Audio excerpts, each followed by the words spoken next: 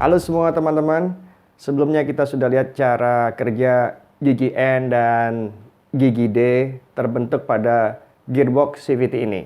Hari ini kita akan lanjut melihat cara kerja gigi P, gigi parking, dan gigi R, gigi reverse. Dengan paham cara kerjanya, maka kita akan lebih ngerti cara bawa mobil matic yang lebih baik. Di akhir video kita akan tutup dengan menjawab beberapa pertanyaan yang ada. Secara prinsip, cara kerja gigi P dan R pada gearbox CVT ini sama dengan matic AT atau matic konvensional. Jadi, saya saran pemilik mobil matic AT bisa lanjut menonton video ini sampai selesai. Sebagai alat demo, kita kembali menggunakan gearbox CVT Nissan Juke. Saat ini, gearbox ini sedang berada pada posisi gigi N, gigi netral. Kita tahu pada gigi netral, mobil matic yang berhenti bisa kita dorong maju dan mundur. Pada gearbox ini, kondisi mobil yang bergerak maju dan mundur terlihat dari gerakan atau putaran dari gigi nenas ini. Nah, ini adalah gigi nenas. Ya, kelihatan di sini bentuknya seperti nenas seperti ini. Jadi pada gearbox ini untuk kondisi mobil yang bergerak maju atau mundur akan terlihat pada gerakan putaran dari gigi nanas ini. Bila gigi nanas ini bisa kita putar seperti ini ke kiri ataupun ke kanan seperti ini, maka berarti mobil matic sedang bergerak maju ataupun mundur, ya seperti ini. Ketika kita pilih tuas P, maka ada mekanisme penguncian sehingga gigi nanas ini tidak bisa berputar ke kiri ataupun ke kanan. Jadi statis, ya, statis. Penguncian itu dilakukan oleh komponen ini. Ini namanya parking pole. Ketika kita pilih tuas P, maka parking pole ini akan mengisi celah pada gigi P ini, membuat gigi nanas ini terkunci. Ya, terkunci, jadi tidak bisa bergerak ke kiri dan ke kanan seperti itu. Jadi parking pole ini adalah eksekutor gigi P. Dengan kita mengunci pada gigi P ini, maka mobil tidak bergerak ataupun menggelinding ketika kita tinggal parkir. Namun demikian teman-teman, sebuah saran aja buat teman-teman sekalian, walaupun komponen ini akan mengunci gearbox, bila kita parkir di jalan tanjakan, maka sebaiknya kita tetap harus mengandalkan rem tangan, bukan menahan mobil atau bukan mengandalkan dengan gigi P ini. Sekarang kita lanjut bahas cara kerja gigi R dulu. Kita kembali ke gearbox ini. Ini adalah putaran gearbox ketika mobil bergerak maju. Bila kita lihat gigi nanas ini berputar, maka berarti gigi nanas ini memutar gardan dan roda mobil. Untuk membentuk gigi R, maka caranya adalah kita perlu merem atau menahan drum ini agar berhenti berputar. Coba perhatikan ya. Ketika drum ini kita tahan, maka putaran gigi nanas ini akan berputar ke arah yang berlawanan. Artinya mobil akan bergerak mundur. Perhatikan. Nah, perhatikan. Ketika kita tahan, putaran gigi nanas ini bergerak mundur. Kita lepas nih tahanan kita pada drum ini. Kita lihat. Dia akan kembali berputar searah. Seperti ini. Kita tahan kembali. Nah, dia akan bergerak mundur. Di mobil untuk menahan drum ini, diperlukan komponen clutch atau kopling friksi. Kopling friksi untuk gigi mundur namanya reverse clutch, ya, seperti ini. Bahannya sama seperti drive clutch atau kopling gigi maju yang sudah pernah kita bahas sebelumnya, tapi berbeda ukuran. Ya, ini adalah untuk drive clutch, kopling gigi maju, dan ini adalah reverse clutch, kopling untuk gigi mundur, ya, berbeda ukuran seperti ini. Untuk jumlahnya di sini ada 9 buah ya semuanya. Ada 9 buah di sini. Untuk kopling friksi ini, itu ada 2 jenis berpasangan. Yang ini namanya reverse clutch plate atau plat kopling gigi mundur. Ini adalah plat baja polos tanpa lapisan komposit. Dan yang ini adalah yang warna kecoklatan ini namanya reverse clutch disc atau kanvas kopling gigi mundur. Ini sebenarnya dari bahan baja juga, tapi dilapisi dengan bahan komposit dengan warna yang terlihat kecoklatan. Kita coba susun dulu beberapa pasang kopling gigi mundur ini pada drum ini untuk kita praktekkan gigi mundurnya. Pertama adalah yang ini. Ini plat kopling gigi mundur. Kopling ini punya gigi di bagian luarnya ya. Kita perhatikan di sini, punya gigi di bagian luar. Gigi ini akan terkunci ke blok transmisi dan akan ditopang oleh blok transmisi tersebut. Karena terkunci ke blok transmisi, maka plat kopling ini sifatnya statis ya. Karena kita tidak ada blok transmisinya, jadi plat kopling yang pertama ini tidak bisa dipasang ke sini karena tidak ada yang menopang ya. Ini akan los saja seperti ini. Jadi ini kita akan lewatkan dulu. Kopling yang kedua adalah pasangannya, yaitu kanvas kopling gigi mundur. Gigi dari kanvas kopling ini ada di bagian dalam ya. Nah, ini akan terkunci pada bodi dari drum ini ya, seperti ini. Ya, seperti ini. Kanvas kopling ini berputar mengikuti putaran dari drum ini ya, kemanapun arah putarnya dia akan ikut. Saya akan kasih marker di sini supaya lebih jelas. Ya, perhatikan bahwa putaran dari kanvas kopling ini akan sejalan dengan drum ini ya. Jadi kalau kemanapun arah drum ini berputar dia akan ikut. Berikutnya kita pasangkan plat kopling ini. Sekali lagi ini akan terkunci ke blok transmisi. Jadi ini statis dan tidak ikut berputar. Walaupun plat kopling ini bersifat statis, tidak bergerak, tapi ya bisa sliding dengan kanvas kopling yang ada di bawahnya secara aman. Karena dalam prakteknya di mobil selalu ada pelumasan dari oli transmisi. Berikutnya kita pasangkan kembali kanvas kopling yang juga akan terkunci ke badan dari drum ini sehingga ikut putaran drum bila drum berputar.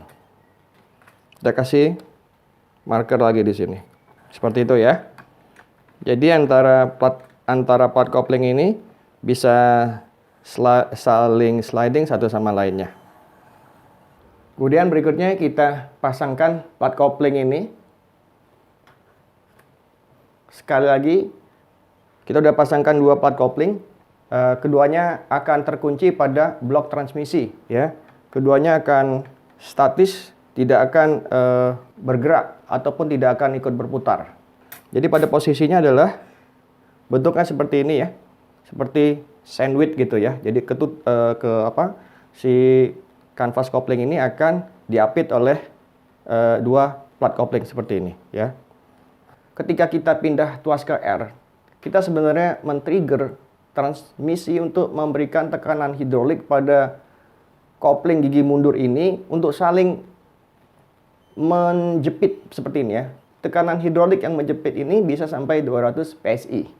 Jepitan yang ada pada komponen kopling ini efeknya seperti rem pada ban mobil atau ban sepeda. Karena kanvas kopling ini ya, akan terkunci pada drum ini, maka itu akan membuat drum ini berhenti berputar.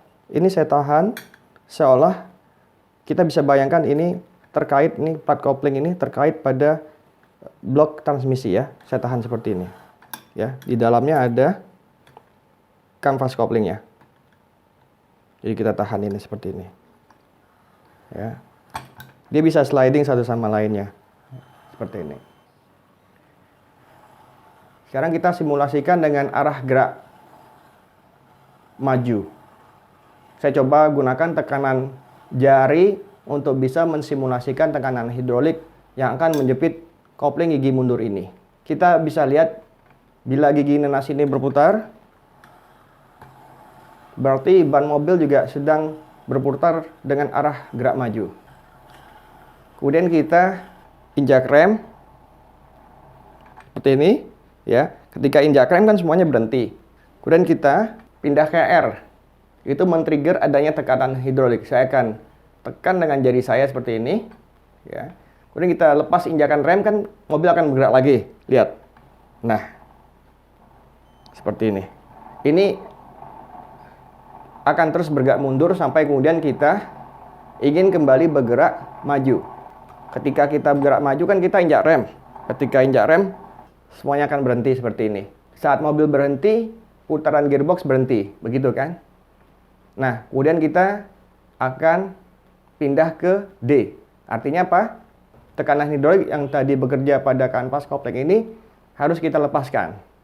Nah, di sini saya akan melepaskan jepitan tangan saya seperti ini. Apa yang terjadi? Dia akan berputar sesuai kembali ke arah maju. Seperti itu. Ada yang bilang, jangan pindah ke R dalam kondisi mobil masih bergerak maju. Maka itu sebenarnya ada benarnya, ya. Nah, kita akan coba simulasikan juga di sini. Oke, ini adalah mobil yang sedang bergerak maju seperti ini. Lalu kita langsung pindah ke R tanpa melakukan pengereman mobil sampai berhenti. Saya tunjukin ya efeknya ya. Tuh, lihat. Tangan saya cenderung untuk ketarik begitu ya. Itu akibat gearbox yang masih berputar dipaksa berhenti dan dipaksa bergerak mundur. Bayangkan bila itu dipaksakan pada sebuah mobil yang tentu punya beban yang berat. Bila jadi kebiasaan atau keseringan melakukan itu bisa membuat kanvas kopling ini akan lebih cepat aus dan rusak. Jadi bila kita pindah tuas ke R, maka pastikan mobil matic berhenti total sebelum kita pindah tuas. Itu tadi simulasi gigi R dengan dua pasang kanvas dan plat kopling untuk bisa memberikan kekuatan pengereman yang maksimal pada drum ini agar gigi R terbentuk. Maka pada gearbox ini diperlukan 9 buah kopling. Kita lanjut pasang saja di sini semuanya. Ya.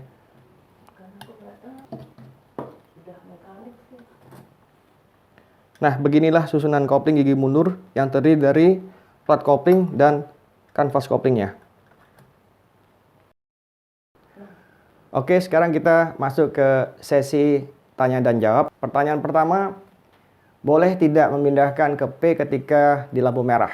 Jawabannya, baiknya di lampu merah kita tidak pindah ke P. Ada 3 alasan untuk itu. Pada video sebelumnya, kita sudah jelaskan 2 alasan. Dengan simulasi yang barusan kita lihat, maka kita ada alasan yang ketiga. Yang pertama, P artinya parking. Di lampu merah bukan untuk tempat parking. Jadi tidak pas kalau kita gunakan gigi P untuk berhenti di lampu merah. Kedua, gerakan pindah dari D ke P ke parking, lalu pindah ke D ke drive ketika mobil mau jalan adalah gerakan yang rancu. Bukan gerakan yang alami untuk kita pakai dalam transmisi matic. Jadi tuas P tidak tepat untuk dipakai di lampu merah. Yang ketiga, nah ini yang barusan kita demokan. Ada risiko tambahan bila kita terbiasa pindah P di lampu merah.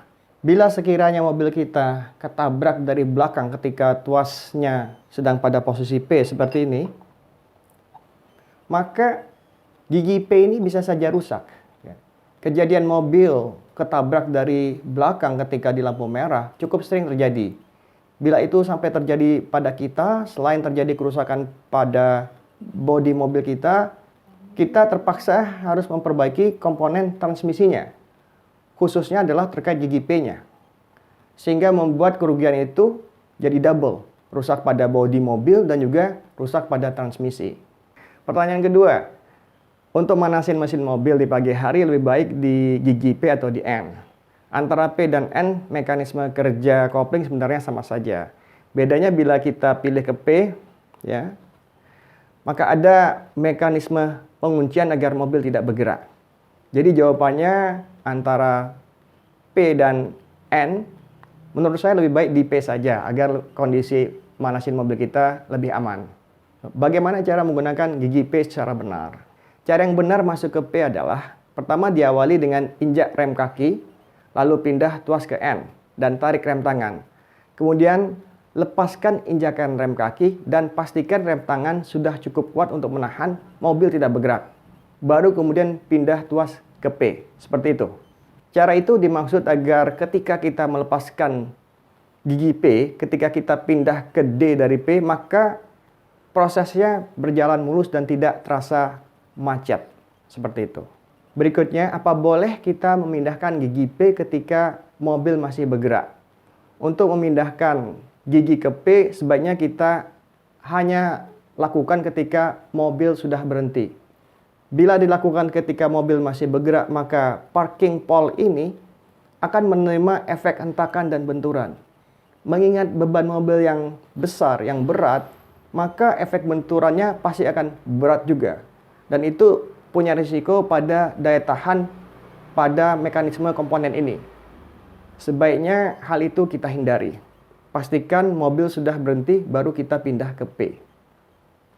Oke teman-teman, itu tadi penjelasan untuk mekanisme cara kerja gigi P dan R. Kami berharap video ini menjadi video yang bermanfaat. Segitu dulu dari saya. Terima kasih sudah menonton sampai di sini dan sampai jumpa di video mendatang.